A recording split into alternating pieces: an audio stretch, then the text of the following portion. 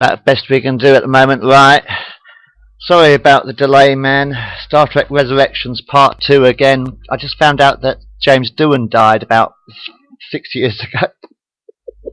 I said I've only just found out that James Doohan died about 6 years ago, so I'd sort of changed the story a little bit. You can change it again if you like, if you want to do it. So anyway, this is Star Trek Resurrections Part 2. Starbase 3056 in the Beta Quadrant. Admiral Kirk stares in wonder at the gleaming silver ship on the view screen. It is fully equipped with temporal shielding and can travel to any point in history in the blink of an eye, explains Captain Duquesne. You're giving me my own time ship, laughs Admiral Kirk. She's called the FTS Enterprise. That stands for Federation Time Ship, by the way, smiles the captain. We named her in your honour. You are full of surprises, smiled Kirk. I have a few more surprises for you, Jim. Captain Duquesne taps his communicator badge. Relativity to Enterprise. 2 to beam aboard. Aye, aye, Captain, replies a deep voice with a Scottish accent. Admiral Kirk and Captain Jason Duquesne stand on the transporter pad of the FTS Enterprise. Scotty! Admiral Kirk looks astonished.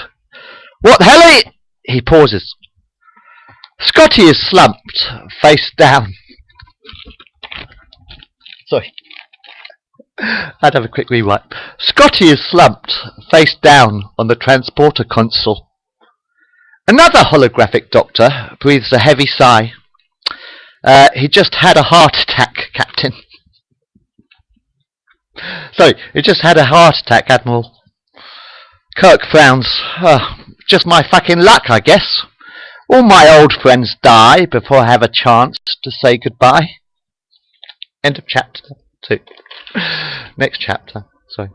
The doors of the elevator slide open, and Captain James T. Kirk stands on the bridge of the Federation time ship Enterprise. A silver-haired Nubian woman sitting at the communications console stands up and turns to face the captain. She smiles a broad-toothed grin. Kirk stares in amazement. Uhura! He gasps. Is that really you? Admiral Uhura hugs her old friend. I was rescued when my starship hit a meteor storm, explained Uhura. There is someone else here who you may remember. She turns towards the captain's chair. The chair spins around. Spock!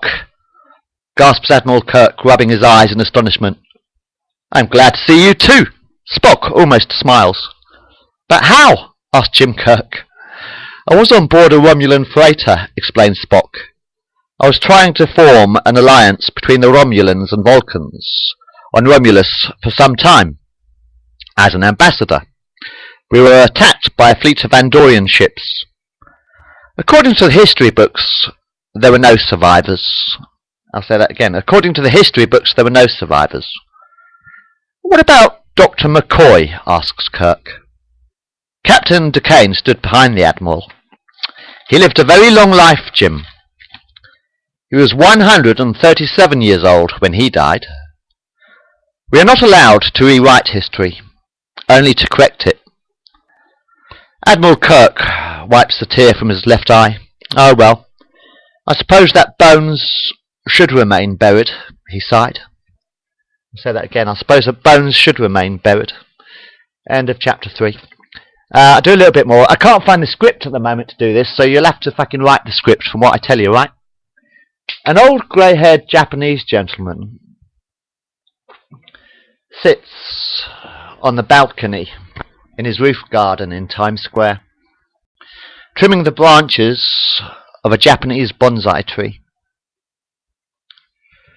A pot of Cardassian fish head stew is bubbling in an old iron stove in the kitchen. The old Japanese man yawns. Oh, I must be getting old, sighs Sulu. He sits down in a deck chair and closes his eyes. The Cardassian fish head stew still bubbles on a stove in his kitchen. 2 hours later, and the old Japanese man opens his eyes. Sulu sniffs. Something's burning. The kitchen is on fire.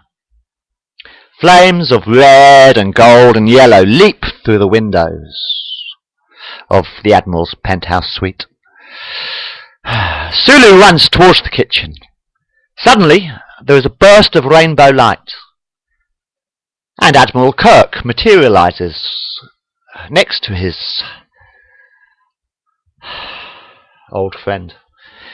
In 2 seconds, this flat will be burnt to ashes. Come with me instead, suggests Captain Kirk.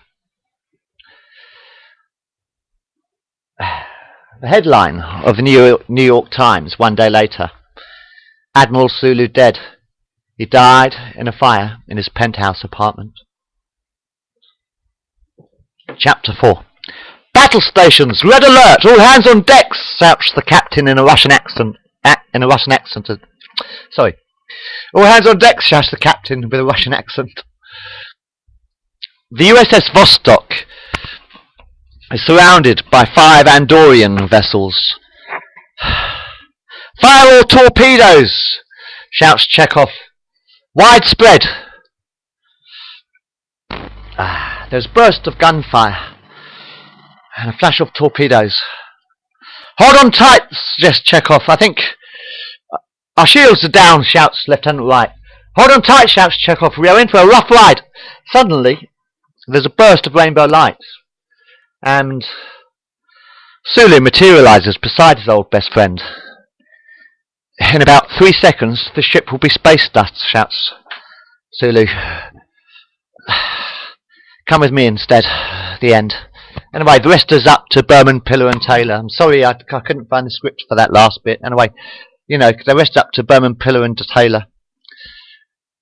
Star Trek Resurrections. Anyway, sorry it didn't record last time, but anyway, I just found out that Scott is dead, so, you know, life's a bummer, innit? Anyway, that'll have to do for now. Anyway, thanks. Bye. I relax again now.